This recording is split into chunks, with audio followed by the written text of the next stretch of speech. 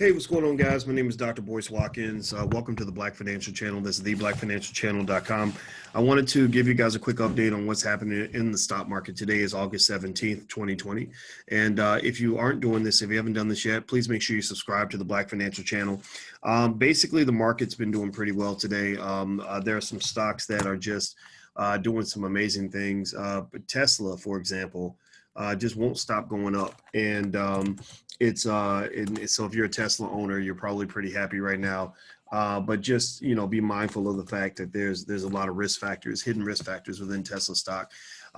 Secondly, I will also let you guys know that I've been asked by a lot of people whether or not a Joe Biden or Donald Trump victory in the election is better for the stock market. And I'm going to say that a Trump victory is better for stocks because there are, it's really a matter of sort of things like cutting capital gains taxes and stuff like that. But I don't think that a Biden victory would be a big loss for stocks, mainly because I think that all the presidential candidates kind of know that it's their job to protect Wall Street. They may pretend like they're not going to do it, but they do. And if you look at Biden's track record, he's not exactly a radical type of guy that's going to go in and transfer all the wealth to poor people or anything like that. He's going to maintain a lot of stability economically and otherwise if he's elected. Now, is he going to make it through? Can he make it through even one term, let alone two? I don't know. I think it's 78. I think that's a push, but they do what they do. But also, in case you want to know some other factors in the market that I've been thinking about here. One, I did some research and basically found that a lot of bull markets like this one, about 2.5 months after they reach new highs, the market tends to have a dip, a drop. So you could see some relief selling happening in the near future. Also, about 83% of the time, though, the market tends to go up during the fourth quarter of an election year when an incumbent is running for election. So what that means is that there's a prediction that this year in the fourth quarter, you're going to see even more surges in the stock market. I don't see any reason why the market would go down. Because we're operating at the very bottom. And so my belief is that you're going to see, I don't see any reason for bad news, honestly. I think that we've been hit with the worst news ever, and it's been tested over and over and over again, and it just hasn't caused the market to collapse. The companies are still making money. People are still spending money. It's just we have a more digital economy than anything. Now, Apple stock, I'm not going to tell you what to buy it or not, whether to buy it or not. Stock split, the main advantage of a stock split, there used to be a lot of conversations about the stock split, like, for example, with Apple, stuff like that. Before, it was all about trading your stock in a certain range so people could afford it. Now that's not an issue because you can actually buy with fractional shares. Fractional shares means that you can just buy a piece of the stock. You don't have to buy the whole stock. Now, should you buy it now? I could give you a yes or no, but honestly, I'd be lying because the random walk hypothesis says nobody can predict what any individual stock is going to do. If you want to learn more about stuff like this, feel free to join our stock market investing program. We have a whole curriculum on this that breaks it all down that I think you're going to like.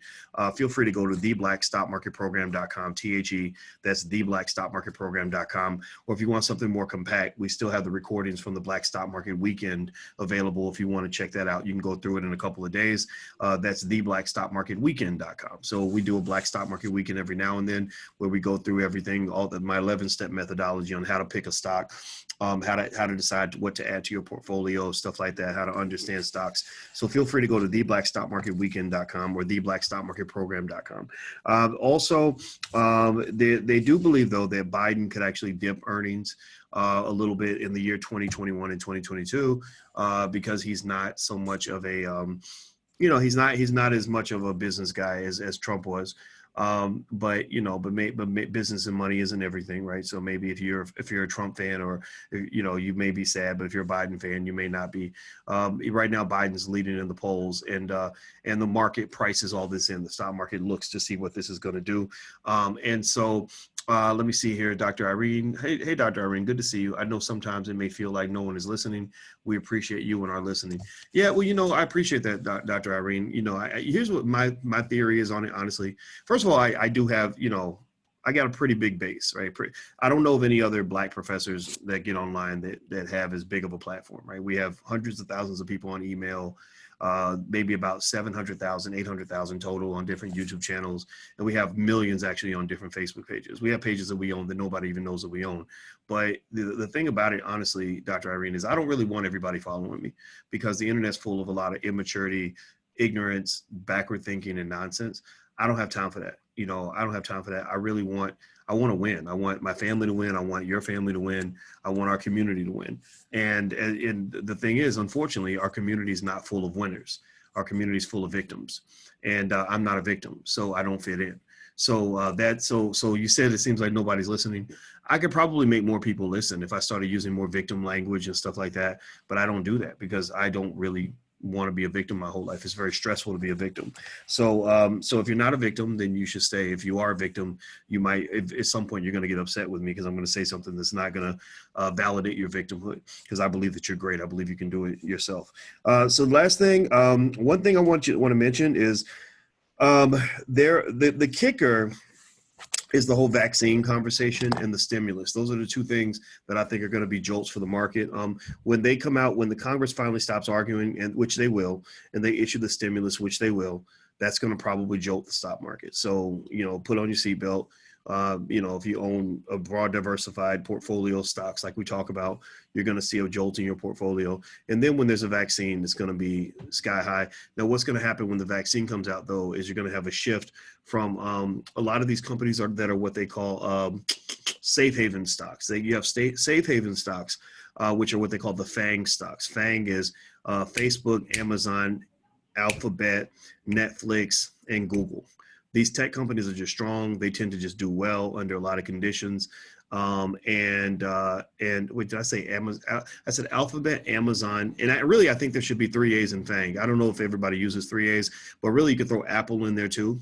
So the FANG stocks, FAAAANG, those stocks were the stocks that everybody kind of flooded toward, because they just are strong companies that are pretty stable. They can get access to capital, because in this particular economy, thriving isn't really the goal necessarily. It's really just surviving. Like, are you going to be dead after COVID hits? Because a lot of companies will. So the FANG stocks did really well, super well. I mean, if you own any of those stocks and then you throw in like a Tesla, I mean, you made a killing. Anybody who owns Tesla stock, you're happy right now, because Tesla, it just won't stop going up. I own Tesla. I write call options on Tesla because I'm expecting at some point the party will end. The party has not ended. Elon Musk has kept the party going for as long as I can remember. It's pretty extraordinary to watch. What's going to probably happen, though, is once the vaccine comes out and you go back to a safe market, the types of stocks that do well in a shaky economy are not the same as the stocks that do well during a thriving economy. It's sort of like, I don't know, let's think here. It's like, for example, right now with COVID, everybody wants to buy hand sanitizer. That's like the best business to be in: hand sanitizer, face masks, and and anything that involves cleaning surfaces. But maybe if, once COVID's gone, and I believe after the election it's going to miraculously disappear as a huge public issue. I think that they're using this for manipulation to win the election. I just really believe this happened too many times before. They've done it too many times before. When that's gone, those businesses won't pop out as much as they do now. Like right now, digital businesses pop out because that's where everybody's located. But once this pandemic is over, then people are going to start going outside, start living a different life. And then, other businesses will do well, bars and restaurants and stuff.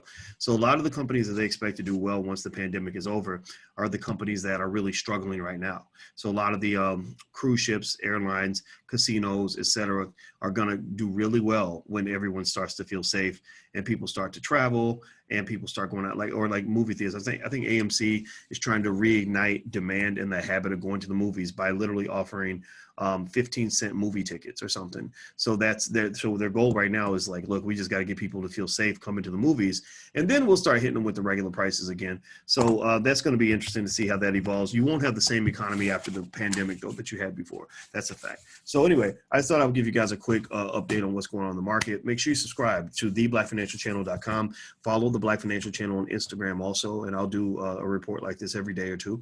Also, don't forget that we have Black Movie Night on Thursday night at 8 p.m. Black Movie Night is where we're building a Black-owned movie industry. We have Boyce Watkins Films, but we don't want to just do it all by ourselves. We want to support other Black people that are making great movies. So we are inviting Black filmmakers in to submit for Black Movie Night. And you can come for free. Just come ready to support Black. And you can register at blackmovienight.net. That's blackmovienight.net. We're going to watch a film called Funeral of a Nation by a brother with the last name Lilly. I don't have his first name in front of me, but I'm going to host it. I'm going to speak to the director after, as well as the executive producers and things like that. So if you'd like to join us for free, go register at blackmovienight.net. It's on Thursday at 8 p.m. So have a good night, everybody. Thank you for listening, and I will talk to you guys soon. Take care. Bye-bye. Peace.